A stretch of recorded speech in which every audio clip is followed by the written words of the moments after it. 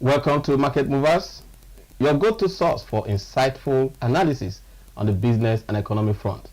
I'm your host, Osai Ilume. And on this edition, we delve into a critical and timely issue that is gripping Nigeria's economic landscape. And we titled it, The Tug of War, Balancing Wage Demands and Market Stability. This is because as tension between labor unions and the federal government escalates, the nation finds itself at the crossroads. Now, recent data from NBS reveals that inflation rate in April 2024 was 33.69%, which is a 0.49% increase from the March of 2024. This is also 11.47% increase than in April 2023, when the rate was 22.22%, significantly eroding the purchasing power of the average worker. Now, in response to this inflationary rate, labor unions are pushing for a minimum wage increase of over 500,000 naira, arguing that current wages are insufficient to meet the rising cost of living. On the other hand, the federal government is emphasizing fiscal prudence, warning that such an increase in wage could exacerbate the fiscal deficit currently standing at 6.3% of GDP and potentially leading to job losses in the private sector. How can policymakers strike a balance that satisfies the workforce without derailing the economic progress that is in high demand? Now, joining me on the show today is Mr. Stephen Nwachukwu, our financial market analyst, and Comrade Abdullahi Yahaya, the chairman, NLC FCT Labour Commission. And together, we will be exploring the complexities of this economic tug of war. And of course, we will also receive Onaji Sonny for his zonal business and economy updates on the issue of ease of doing business from the zones. Don't go anywhere, stay tuned for a compelling discussion on one of today's most pressing economic challenges that is gripping the nation. We'll be right back after this short break. Don't go anywhere. You are live on Market Movers. We'll be right back. As on this beautiful afternoon, we'll go straight to the investigative report on ease of doing business in the North Central region of Nigeria. And I have here with me Sonny Onaji to share with us his finding on that report. Onaji, what do you have for us? Thank you, Osai. Welcome to another moment on our zonal business and economy update. I'm Sonny Onaji, as usual. If you recall, if you've been following the show this week, we started a coverage, or like I would say findings about ease of doing business in the zones of Nigeria. And on the program yesterday, Monday, we did that of Northwest Nigeria. Yeah. And today we are taking it a bit central. And now we're looking at the North Central. Okay, let's look at what's going on in North Central Nigeria. Like we said, this is to celebrate the 1 year in office of President Tinubu, and we're doing our findings to see how business are faring in the country at the moment. Okay, the 2023 Subnational Ease of Doing Business report by the Presidential Enabling Business Environment Council, PEBEC, sheds light on the business climate across various states in Nigeria. In this investigative report, we'll delve into the state of ease of doing business in North Central Nigeria region for the year 2024. These are our key findings. Plateau State in North Central Nigeria leads, according to the latest PEBEC report. Otherwise called PBEC. PBEC, all right. Yeah. Plateau State emerged as the top performing state in the North Central region in terms of ease of doing business. It achieved a weighted score of 5.8, reflecting its commitment to creating a conducive business environment. Number two is the drivers of satisfaction. The report highlights that infrastructure and a secure and stable environment are the key drivers of satisfaction. These factors accounted for 41.1% of overall satisfaction among businesses operating in the region. Variations across sectors. While satisfaction levels vary across business sizes, there is a notable dispersion in satisfaction across sectors. Some sectors may face unique challenges that impact their ease of doing business.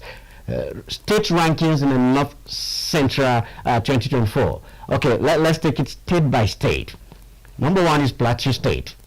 Amazingly, Plateau State is taking the lead with a score of 5.8. Plateau State takes the lead in North Central Nigeria, demonstrating a commitment to business-friendly policies and infrastructure development. Number two is Niger State with a score of 5.72. Niger State closely follows Plateau State with commendable efforts in streamlining processes and enhancing investors' confidence. And number three is Kwara State with a score of 5.65. Kwara State secures the third, emphasizing its dedication to improving the business environment. And number four, Benue State is at 5.58. Benue State's strategic initiative have positively impacted its ease of doing business score. Number five is Nasarawa State with 5.50. Nasarawa State's progress reflects its commitment to attracting investment and fostering entrepreneurship. And number six is Kogi State with a score of 5.42. Kogi State aims to enhance its business climate through targeted reforms, and here are our recommendations. Now, let me hold you there briefly before you go to your recommendations. Can you help us to elaborate on specific, programs? Because what we are seeing, based on your findings, is that each of these states have demonstrated some level of commitment in making the ease of doing business in their state to be a bit more easy, to be more friendly for businesses. But we still receive complaints, of difficulties in assessing certain government functionaries or certain government programs and policies. Are there any specific projects or programs that any of these states that might have been able to do to demonstrate this level of commitment, especially in Plateau State, yes, which seems to lead the pack? Yes, yesterday I told you the parameters by which ease of doing business are measured. Yeah. And I talked about the political climate. I also talked about the economic environment and legislative processes.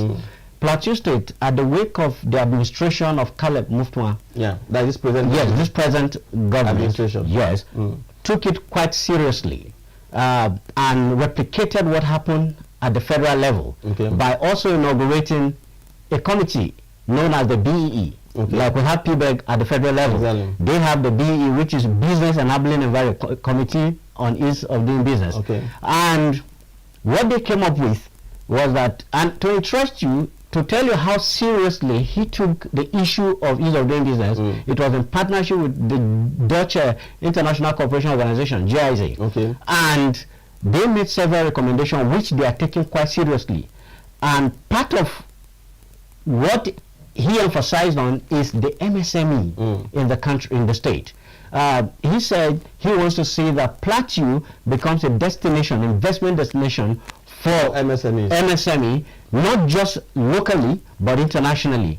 And part of what he lamented, apart from the insecurity in the state, he talked about the regulatory framework, how businesses are registered, permit, licensing, and all of that. He talked about access to funds. He talked about business support services. He was not specific because the problem that had bedeviling ease of doing business is multiple. Yes, so they outlined certain reforms. They were not quite specific because of the myriads of challenges we are faced with. So to begin to attack some of those, it has to do with selected reforms. Like I mentioned, the regulatory environment, they talked about business support services, they talked about access to funds, they talked about security. Most importantly, Plateau has been plagued in recent times with insecurity. So a specific thing that is doing, which is regulatory framework. I mean, in ensuring the that's what the committee is expected to do at the end of the day. Yes, and they are working seriously. For your findings, you think that they are working seriously. Yeah, they are working so seriously. Let's have the recommendation then. Yes. So let's look at the recommendations to further improve the ease of doing business in the state. Let me look at some of the That's in North Central. In North Central, we're talking about North Central. Yeah. Policymakers and stakeholders should consider the following recommendation: invest in infrastructure. Yeah. Prioritize infrastructure development, including roads, power supply, and digital connectivity to attract more investors. Now, that is something that is also very important, digital connectivity. Because in this age and time where the global stratosphere is integrated, you know, in the platform known as the internet. Yes. All right, where it has become the market square. No state is permitted to be out of the grid of the internet. But we have a situation in Nigeria where internet connectivity, though we have made some progress, but there's still a lot of challenges. Yes. So are there anything that the Plateau State government is doing in particular? Yes, when you talked about business support services and infrastructural development, these were the areas he was focusing on to digitalize the process. Yeah. Yes, and also because of where, like you said, the whole world has embraced technology, and some of the processes that were manually driven in the past, are digitalized, which will boost the confidence of investors. Exactly. Especially for people who are coming from a highly, technology-driven economy, coming into a country. And that is part of the things he is talking about. And another very important point he made was investment promotion. He is very critical about promoting Plateau State, putting Plateau State on the map of the world as an investment destination. So part of promoting it is some of the things you are talking about, the digitalization of the process, putting all of the structures in place, infrastructure, very critical. We'll be focusing on, hopefully by tomorrow or so, we'll be looking at, the digital landscape in Nigeria as it affects business transformation. We'll be hopefully having a commissioner from the Commissioner for Digital ICT Agency in Anambra State. But let's continue with your recommendation. Okay, I talked about streamlining regulatory processes, simplifying licensing, permit, and approval to reduce bureaucratic hurdles for businesses, promote investor confidence, enhance transparency, security, and stability to boost investors' confidence. Number 4 is sector-specific reforms, tailors policies to address sector-specific challenges and encourage growth. And in conclusion, while the North Central region has made commendable progress, continuous efforts are essential to create an enabling environment for businesses by implementing targeted reforms and addressing sector-specific issues. The region can attract more investment and foster economic growth. And that's much of the reports that we have for you on the zonal business and economy updates. But before I go, you were talking about specific. I want to draw your attention to something I discovered in Kogi State. One of the cash crops that is quite profitable in Kogi State is the cashew nut. You have not just the locals, you have other people trying to Kogi State to purchase that product. And one of the things that they complain is the multiple taxation. They have the way of most small businesses across the country, not only in Kogi State. But from my findings, I discovered that for you to successfully take a truckload of that product, you have about 5 streams of tax that you have to pay. And that has been the issue. But the Kogi State government has said, through the internal revenue services, they're streamlining all of those processes to even ensure that some of those money that are being collected gets to the coffers of government. Because they have discovered that some people just put barricades on the road and be able to tax people. As if we're in the 16th century. Yes. So part of the assurance on the part of Kogi State is that the government is doing something to reduce some of those burdens on people, trying to invest in Kogi State. We talked about Benue State yesterday, so I don't want us to dwell so much. So one of the ways that Benue State is doing it is a tax waiver. I mean tax holidays, with what they are doing with Nigerian breweries. But it's quite lamentable because it was like a cry. But Nigerian brewery had to leave at some point when Benue State is suitably positioned to provide the needed raw material. Not just the raw material, but also the consumer edge that Benue State provides for for the products of Nigerian breweries. But in any case, I know we are not very comfortable having that conversation. Thank you very much, Senor Naji, for that wonderful report. We expect to see you again Thursday. Yes, Thursday. With another report. But we'll have Madima here tomorrow to give us, the ease of doing business report from Southwest. I think Southwest, so that we understand among the states in the Southwest which one is a bit more friendlier in terms of doing business in those states. We're going to come back for our discussion of the day, which I've titled "Tug of War: How Market Stability and Increased Wages Collide." I'll be back after this short break with our guests. Don't go anywhere. You are live. The show that will bring you insightful conversations and information on who are those that are moving the markets in your locality, in your markets. I have with me in the studio Comrade Abdullahi Yahya, the NLC FCT chairman for Labour Commission, and also have joining us virtually Mr. Stephen Nwachukwu, our market analyst. Together we'll be looking at the tug of war, how market stability and increased wages collide. I'll go straight to Stephen. Stephen, can you hear me? Thanks for having me. Thank you very much for joining us, Stephen. Now, let's begin by looking at how significant the wage increase affect corporate profitability and market stability. Oh, quite a tough question. Well, let's come from this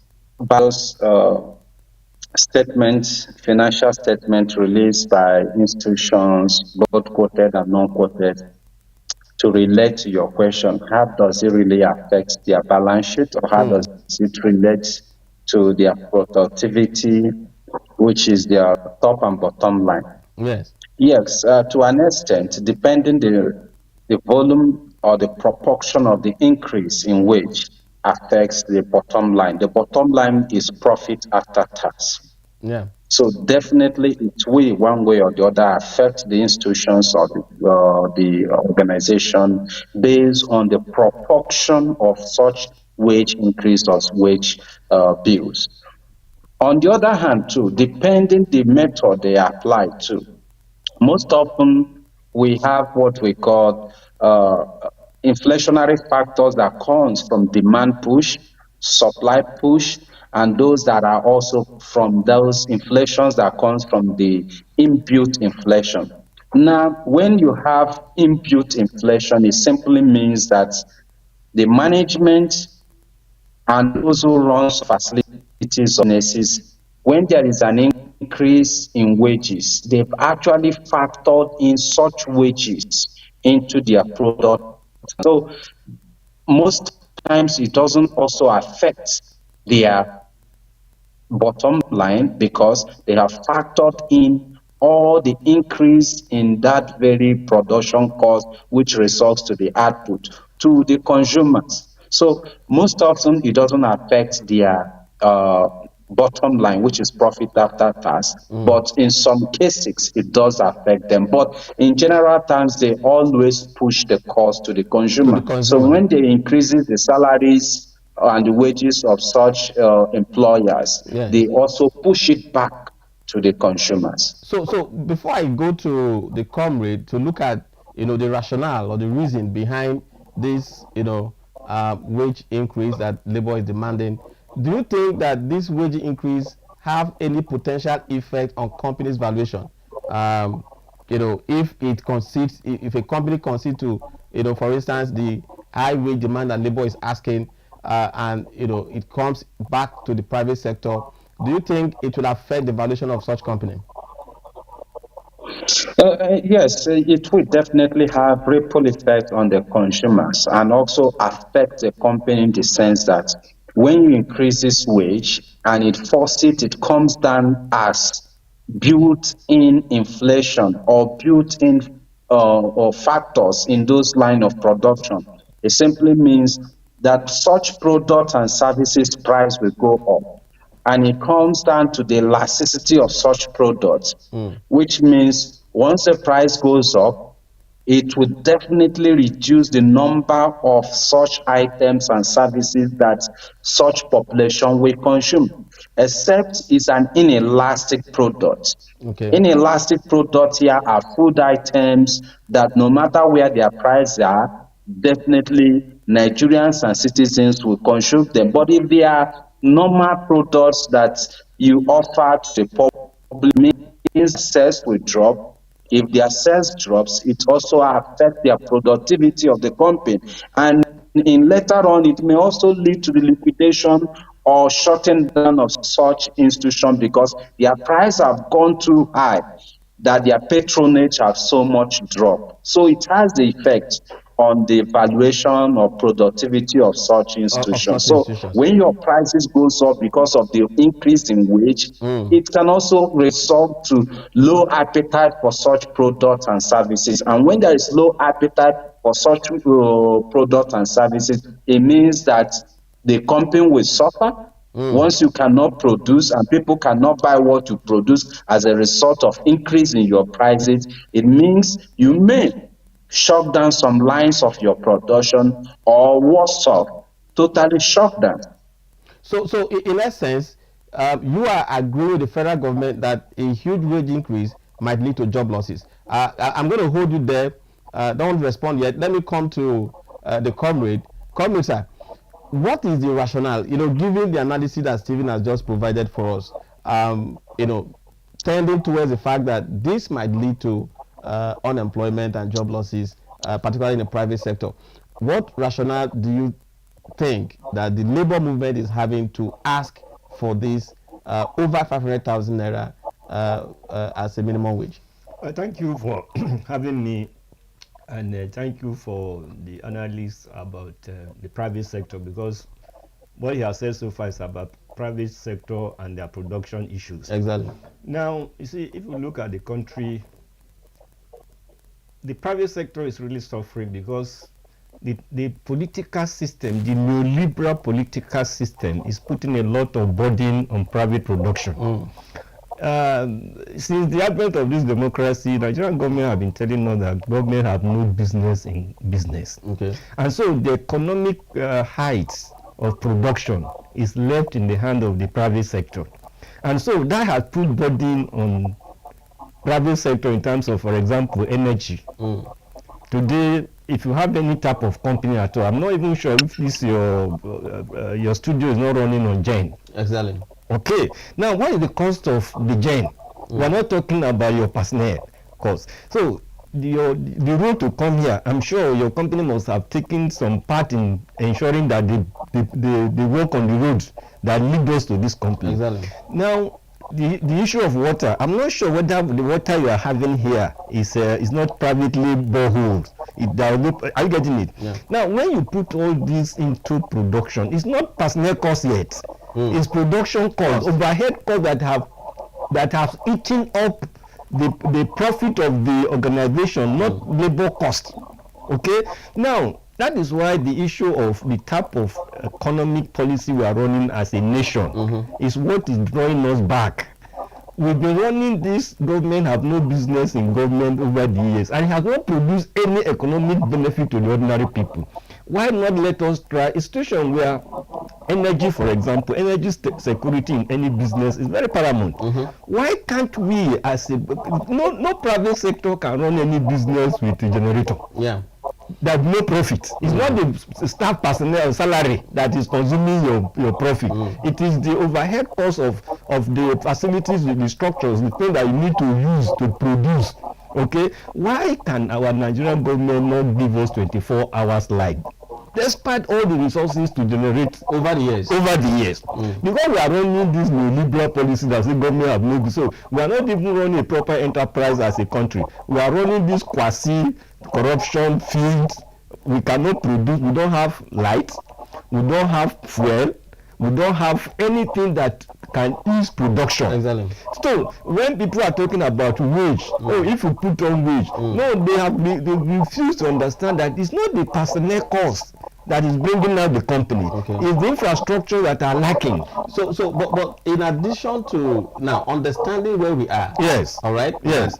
Yeah, like you pointed out, we are still running this neoliberal economic policies. Yes. which has not depriving people, which is depriving businesses exactly of setting and expanding, giving people employment required for expansion and all that. Now, when you now also add this huge wage increase upon these neoliberal policies, is that not going to be suffocating? No, see, let me tell you, there's no much wage increase. The ordinary personnel in Nigeria is not any much. It's the political groups. Why should, for example, you say a National Assembly member buying a vehicle for 160 million for one person? How much will that cost for a personnel? So there are things that their political group, the ruling class, is doing that is eating the economy, not the personnel cost of the workers. Okay. How many ministers did the constitution say the present government should have? How many ministers do they have? What is the production capacity of these ministers? What is their salary? Why is governors earning the same salary across the country? Why is the local government chairman earning the same money across the country? When it comes to worker salary, you say we don't have the resources to pay, but the chairman of local government are earning the same thing. Councillors are earning the same thing. Ministers are earning the same thing. So we should not be talking about cost of personnel for ordinary worker. We should be looking at the political cost. Cut down the political costs of a monument of the politician that have no productivity value. There will be enough. So now, yes, but we all can agree, yes, that a huge wage increase, yes, might have, based on the analysis of Stephen, might also have an impact on the corporate profitability and market stability. Let me tell you, lack of wage increase, appropriate wage increase, also affect purchasing power. Okay. For example, now, take household goods, tissue papers, toothpaste, and bathing soaps. Yes. You need people who are empowered financially to be able to pick them up from the manufacturing sector. If these people cannot buy because they are not empowered with sufficient living wage, no matter the level of production, in fact, what will be killing production is lack of patronage. Because there is no resources by the workers to be able to pick them up. So I think what the private sector should be talking about is how will the government improve on the infrastructure to relieve them of the burden. The burden of wage. For example, an average worker in Nigeria, apart from 4 children minimum, husband and wife, some are still feeding their parents, their uncles, and their other relations, at least about 10 to 12 people on one person's salary. Now, if an appropriate wage is paid, manufacturing capacity will improve because there will be uptake of production of products.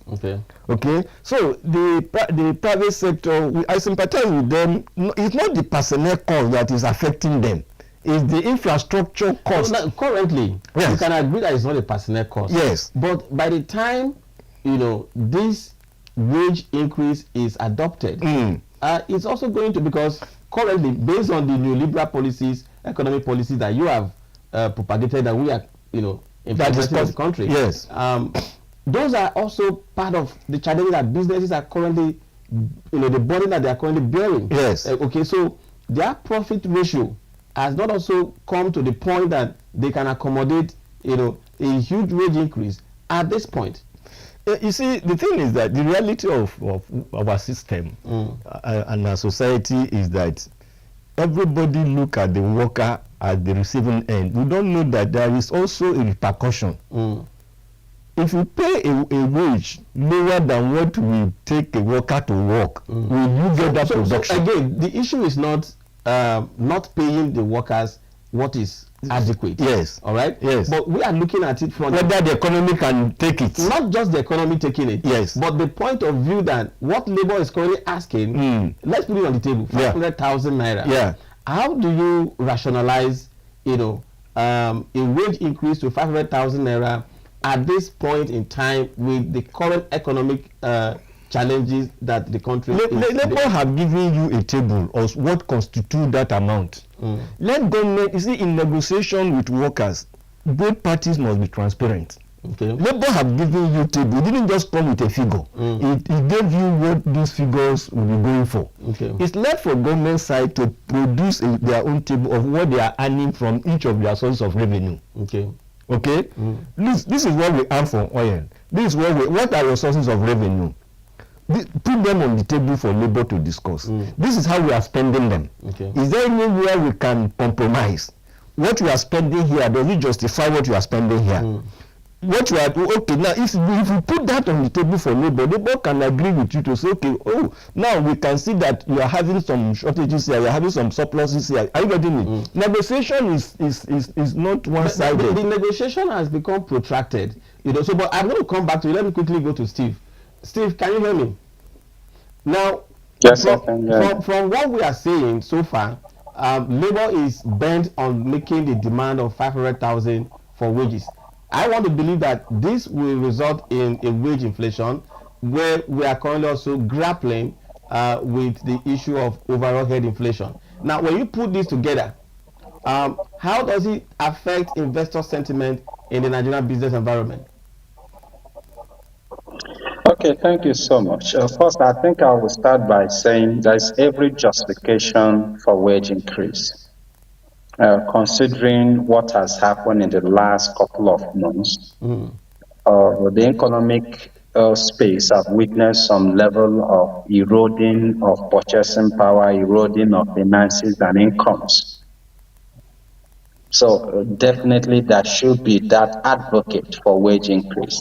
So the concern for most of us economists is what are the appropriate proportion of wage increase. Of increase. Yeah. Of wage increase that will not affect the system. Currently, the inflation rate is above 33.69% or thereabouts. Exactly. To push a lot of resources to the hands of the population that will not turn to productivity that comes as salaries and wages. It will drive those inflation up.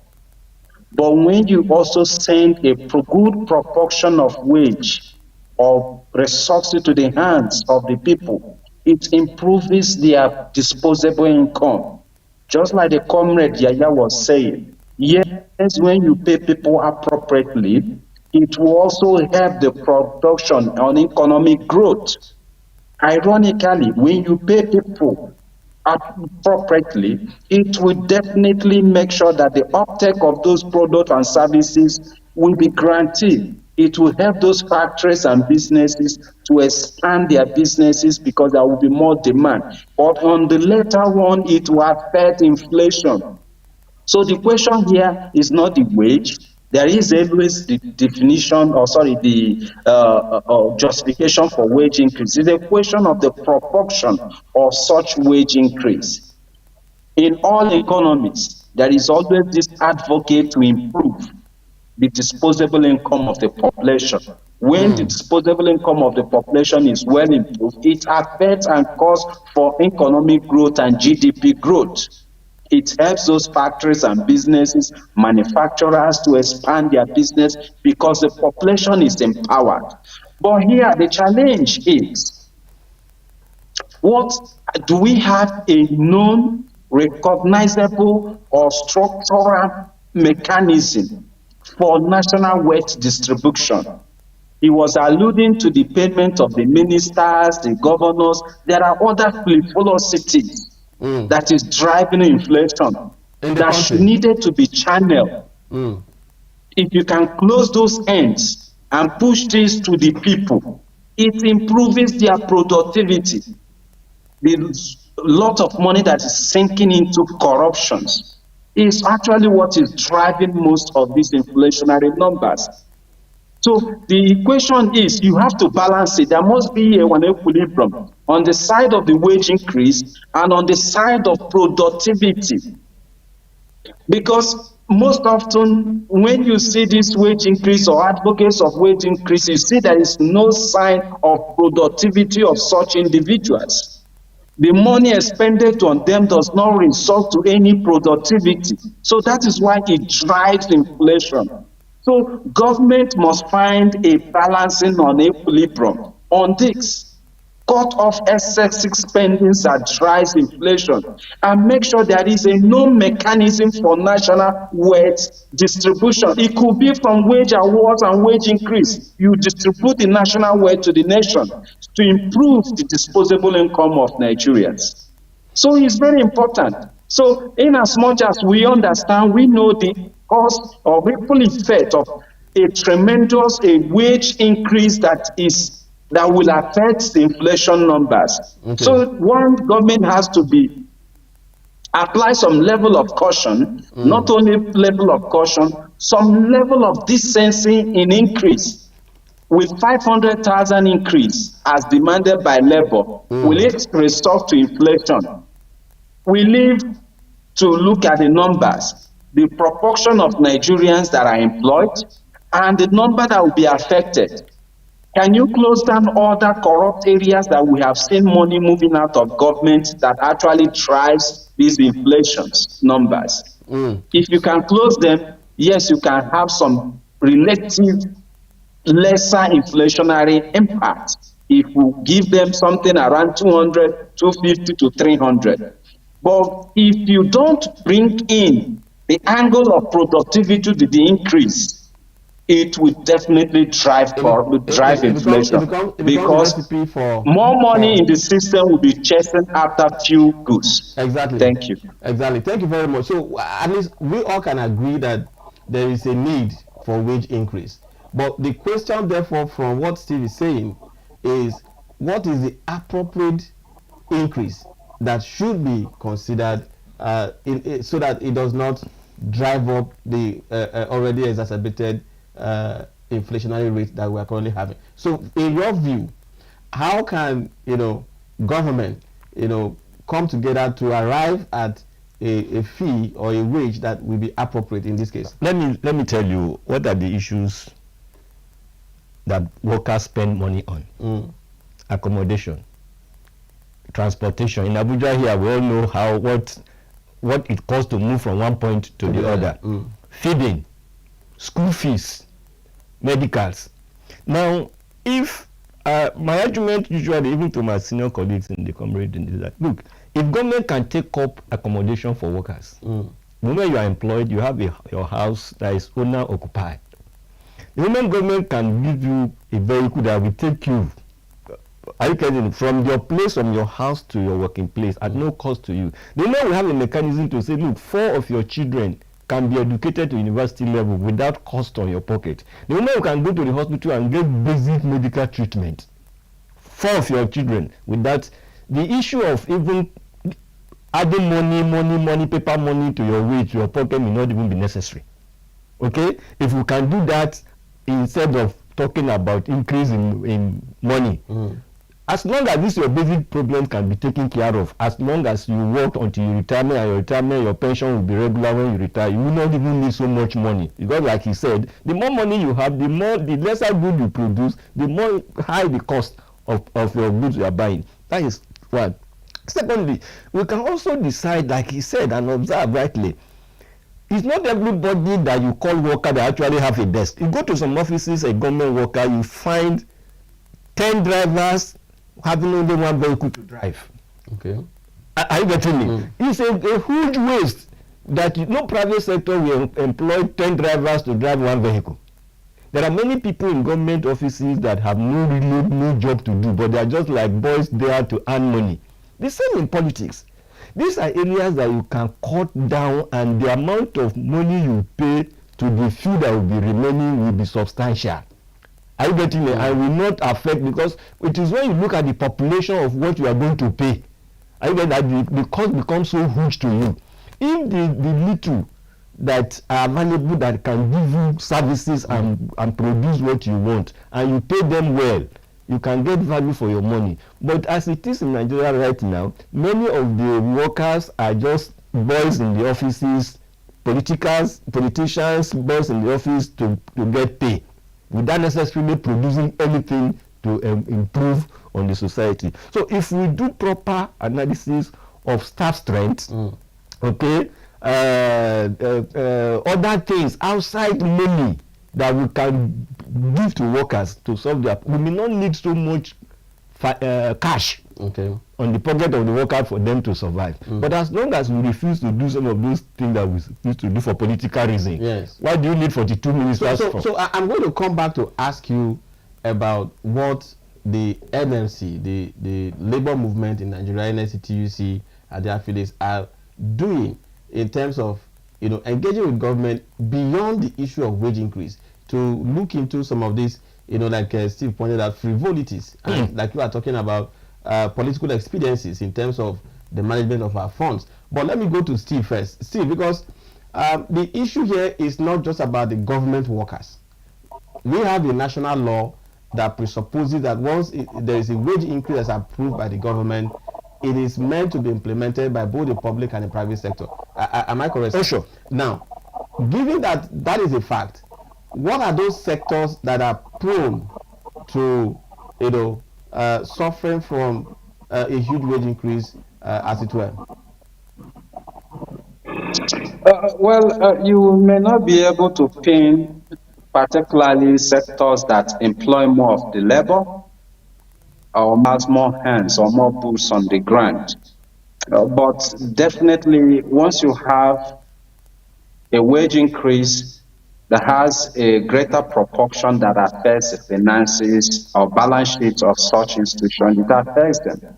So you can have some sectors in the consumer sector, Okay. like in the food processing sector, because those are the ones that need some human hands. In agri sector, because you need more. Yes, you also have mechanized farmings and the rest of them. So you may not be able to say by the sectorial employment size or the boots on the ground be able to determine the impact of such, because you can also have a sector where you have 100 staffs and their productivity equals that increase in that proportion of the wage increase. Where in other place you just have 10 staffs and their productivity does not equal to that very wage increase. Just like he mentioned, where you have 10 staffs or 10 drivers to drive one car. So in such incidents or in such case, it means that there is no productivity. So I think it still comes back to this very issue of, is there a well-determined mechanized mechanism for national wealth distribution than looking at these issues from such the surface area? We need wage award. We just need to increase our salaries and have more disposable income. Can't we look at it from this very perfect template that could be a sort of relief for the workers, making sure that even for the private sector, just like he talked about earlier, ease of doing business, making sure that those facilities, those amenities, those infrastructures are available for such manufacturers and captains of industry. On the side of the workers, also making sure that those amenities, social amenities like the housing, like the transportation, healthcare, name it, are all available. So we should not even be talking about wage increase if such kind of programs or such kind of platforms are available for the working force. So back to your question, which is what? Okay. Yeah. So just wrap up your thought there. Okay, we may not be able to identify particular sectors that you could say it will affect much, but like I mentioned, the sector, the agri sector, there are a couple of them. Is a question more of the productivity of such number and the volume or proportion of increase, not actually the size of workers. All right. So let me quickly ask, because you've been talking about national wealth distribution mechanism. I want to put that question to the comrade here. Because we regularly or consistently have this kind of a chaotic negotiation arrangement between labor and the government from time to time whenever there is need for wage increase. Comrade, very quickly, in less than 1 minute, I'm just told that our time is up. What has labor been doing to help the government to establish a national wealth distribution mechanism? No, labor has always gone to negotiation with data and statistics. It's the government side that are not sincere. In most of the strike you see, labor will always go to table with data and statistics. But the government side, even when they come reluctantly to sign an agreement, they go back, they don't implement. Those are things that cause crisis. Government is not always prepared and ready to listen to logical experts on how these issues are done. Wage distribution remains one of the best ways to redistribute national wealth. Because right now, a governor is going home with 200 million after 4 years as pension. 200 million as pension, with houses in Abuja, in Lagos, and all other sundry things. How much is the worker taking home after 35 years of service? So these are issues that have been on the table for discussion. Are government listening? Even when a court of competent jurisdiction have said those pensions are illegal, are government people listening? So can Labour drop this wage increase and argue for the enactment of a national wage distribution mechanism?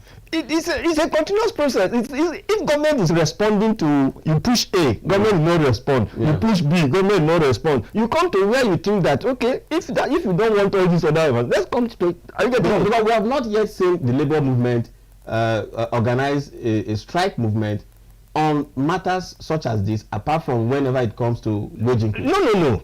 Right from Oshimole time. Remember when government started increasing fuel prices? Oshimole took on government to say this economic policy will affect the pocket of workers. Government rushed to court to say you cannot take on this issue, doesn't concern you. Okay, we're going to bring you back, comrade. Thank you very much. To have this conversation on this front, because we have been waiting to see what the labor movement is going to do, apart from looking for money all the time from all the time. So we're going to come back with comrade to look at this issue extensively. But thank you for remaining with us on the show today. We'll come back tomorrow with another show on market movers. Thank you and see you tomorrow.